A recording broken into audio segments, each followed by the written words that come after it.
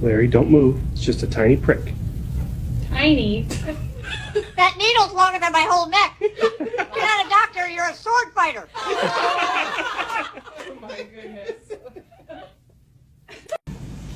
All right, Larry, time for your shot. Be brave, buddy.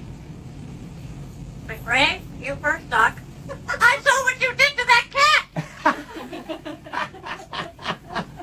Oh, man. Okay, fair enough. Okay, Larry, just relax. This won't hurt at all. That's for sure. That's what my ex said before clipping my wings. Oh, man, you got me there. Officer, your wife called me handsome today. What? Why? She said she finally met a man who doesn't just talk about donuts.